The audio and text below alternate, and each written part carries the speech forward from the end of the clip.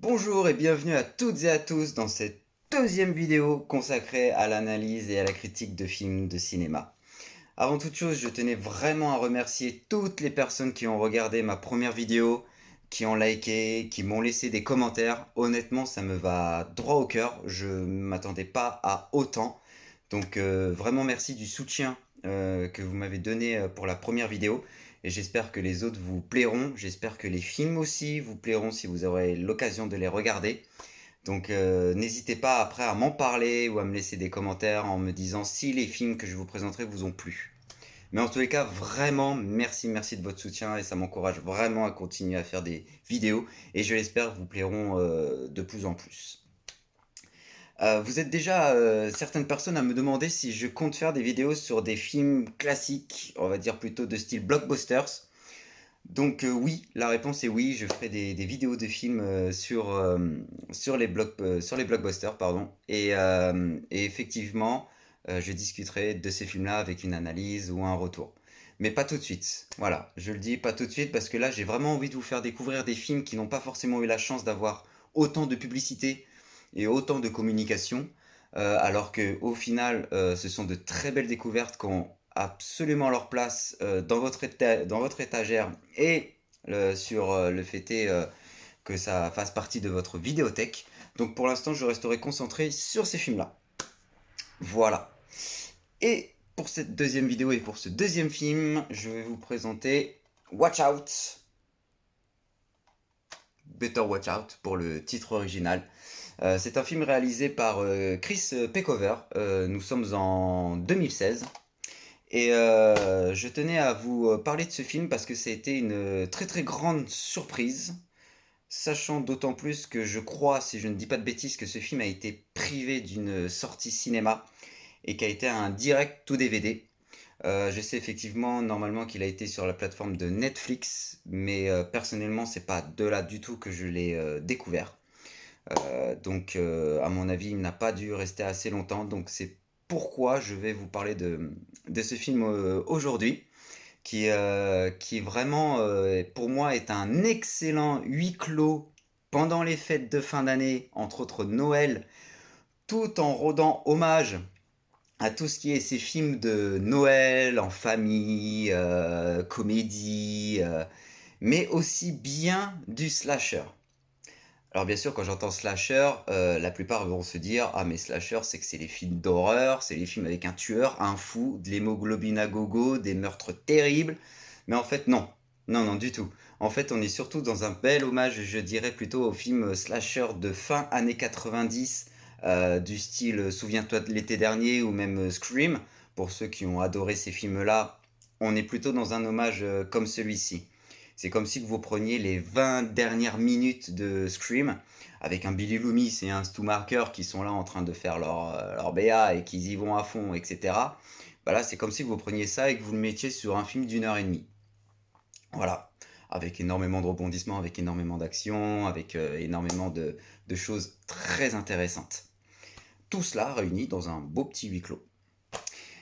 Pour vous raconter un petit peu l'histoire de ce film, ça vous raconte l'histoire d'une jeune fille, en fait, d'une jeune fille adolescente, 17 ans, qui va aller faire du babysitting pendant un soir de Noël, chez une famille que bien sûr elle connaît très bien, parce que elle doit garder un petit adolescent de 12 ans et elle l'a déjà gardé plus d'une fois dans sa vie, même quand il était même encore beaucoup plus petit. Et là, du coup, ce soir, comme les autres soirs qu'elle a pu déjà le faire, elle va le garder. Et en fait, ce garçon, ça sera un adolescent qui sera très amoureux d'elle, en fait. Au fil des années, voilà, au fur et à mesure de la voir, je pense, hein, on le devine de toute façon, il en devient fou amoureux. Et du coup, il va profiter de ce soir-là, vu que c'est le dernier soir parce que elle est censée déménager et partir définitivement ailleurs, va essayer de la séduire et de tout tenter parce qu'il est fou amoureux d'elle. Et là, nous allons rentrer dans un typique film de base où en fait, bah, vous avez deux personnes dans une maison et il commence à se passer plein de trucs en dehors. Des choses, des présences, des bruits, une petite intrigue venant de l'extérieur, un intrus, en fait. Et en fait, tout cela cachera en fait une véritable plaisanterie vis-à-vis du principe qu'en fait la menace n'est pas forcément de l'extérieur, mais en fait elle est depuis le début à l'intérieur de la maison. On va être dans un film où on va dire que le côté fou va débarquer. Mais dans un style où que c'est à la base pas trop voulu et c'est surtout pas préparé du tout. C'est-à-dire qu'en fait ce jeune adolescent va perdre le contrôle vis-à-vis de la situation qu'il a créée afin de pouvoir être, on va dire, un super-héros aux yeux de cette fille. Et il va perdre complètement toute crédibilité. Et là, en fait, va lâcher la bête qui est en lui et va rentrer dans un système incontrôlable, mais qui montrera toujours en fait que si il a toujours le contrôle, mais qu'en fait non, pas du tout, pas du tout. Il est obsédé, il est complètement perdu. Il ne sait plus en fait faire part entre la réalité et la fiction. En fait, tout est mélangé. Sauf qu'en fait, on est purement dans la réalité. Sauf que lui, dans sa vision, c'est ça ou c'est rien. Voilà, c'est-à-dire que je fais ça, mais si je le fais pas, il est hors de question que moi je perde dans l'histoire ce que j'ai envie d'avoir, dont la fille. Voilà. Et donc c'est pour ça qu'il va faire pas mal de petites choses. Il va pas séquestrer, mais pour pas trop vous en dire. Mais en tous les cas, ça sera le personnage central avec bien sûr d'autres personnages. On n'est pas dans un film où il n'y a que deux, trois personnages et ensuite c'est tout concentré sur eux. Non, il va y avoir un petit peu de personnages externes, mais c'est ça tout l'avantage d'un huis clos, c'est qu'il n'y ait pas beaucoup de personnages pour qu'en fait on ait le temps de s'attacher à tous et qu'on ait le temps aussi de pouvoir, on va dire, analyser toutes les formes de ces personnages-là. Donc c'est ça aussi qui est intéressant dans les huis clos. C'est qu'il n'y a pas beaucoup de personnages et du coup, on a plus le temps d'apprécier les personnages, tout simplement. Je dis pas que vous allez adorer tous les personnages, non, non, mais par contre vous allez adorer le jeune vis-à-vis de sa prestation, de l'énervement qu'il pourra vous donner, du fait de mais bon sang, on n'a qu'une seule envie, c'est que il s'en sort pas, clairement, mais que malgré son jeu d'acteur que je trouve excellent, justement ce côté-là, et bah du coup c'est ce qu'on a envie au final quand on regarde le film. On a envie qu'il nous énerve, on a envie de le tuer nous-mêmes. Voilà, on a envie à ce que tout s'arrête et que bon sang, mais qu'on s'en débarrasse. Et en fait c'est ça en fait qui est bien. C'est dans ce film-là, c'est ça qu'on nous donne, c'est ça que mine de rien, voilà, vous êtes avec ça, mais vous pouvez rien faire, vous êtes que spectateur. Mais d'un autre côté, vous êtes content. Vous êtes content qu'on vous donne ça, parce qu'on vous donne des sensations. Et ce garçon-là, c'est énorme parce que il arrivera à vous le donner tout au long du film. Tout au long. Une fois que vous passez à la deuxième partie de ce film, ça ne s'arrêtera plus.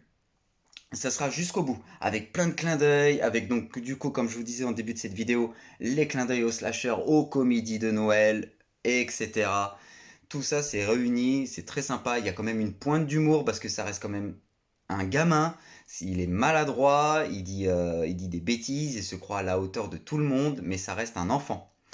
Mais qui du coup veut jouer son intelligence, mais qu'en fait au final vous croirez que quand vous regardez ce film, vous croirez qu'en fait il aura toujours le contrôle. Il aura toujours le contrôle sur la situation, mais en fait non. Et c'est ça qui est d'autant plus agréable pour ce film, c'est qu'en fait non, c'est qu'en fait jamais il n'aura eu le contrôle de quoi que ce soit. Et on restera toujours dans un système où on réfléchit et tac, et du coup ça. Pour qu'au final, il ne reste qu'une seule personne, en fait, c'est elle. Et lui. Voilà, c'est tout. Et personne d'autre. Jusqu'à jusqu'à ce qu'on arrivera après tout au long de ce film à la fin où que il y aura bien sûr le dénouement. Euh, voilà, c'est un film vraiment très très très très simple à regarder. Euh, il n'y a vraiment pas de quoi se poser 10 milliards de questions. C'est bien fait, c'est bien préparé, les personnages sont très bien joués, que ce soit même la jeune fille, j'en ai pas beaucoup parlé durant cette vidéo, mais c'est pareil, elle joue très très bien. Vraiment très très belle surprise que du coup je vous fais découvrir. Et j'espère que vous apprécierez bien parce que autant que ce soit un film basé sur l'intrusion d'un malfaiteur dans une maison qui veut faire du mal, etc. Oui, mais non. Ça, je pense que ça va bien au-delà de ça en fait. Ça va vraiment dans une idée psychologique, mais auquel on se dit, bah en fait, on peut tout perdre d'un coup le contrôle. Et, euh, et on en arrivait là où on en arrive alors que le but à la base est quelque chose enfantin. Voilà, très très drôle. De base, très drôle. De base. Et donc du coup, voilà, j'espère que vous pourrez vous le procurer et que ce film vous plaira, je vous le conseille fortement. C'est un très bon moment, c'est un bon petit plaisir. C'est pas le film que vous avez écrit sur tous les toits qu'il est magique, majestueux, etc. Mais par contre, il est très très bien. C'est un très bon moment et j'espère vraiment que vous l'apprécierez. Voilà, je vous le remontre, c'est Watch Out. Voilà. Comme d'habitude, petite précision, ce film est interdit au moins de 12 ans, oui, parce que slasher oblige, même si on n'est pas dans un cadre où c'est du gore à l'extrême, etc., etc. On vous laisse un petit peu imaginer dans ce film comment terminent les victimes vis-à-vis de de ce qu'il leur fait, tout simplement. Et du coup, c'est pour ça qu'on met ce petit côté quand même interdit au moins de 12 ans, parce que ça reste quand même un chouïa un peu violent. Et donc du coup, bah voilà pour ce qui est de cette deuxième vidéo. J'espère qu'elle vous aura plu. Encore un grand merci. Et je vous dis à la semaine prochaine, je vais y arriver, à la semaine prochaine pour une prochaine vidéo et un nouveau film. En attendant, merci beaucoup encore une fois. Et n'oubliez pas que le cinéma représente toujours un morceau de notre vie. À la semaine prochaine.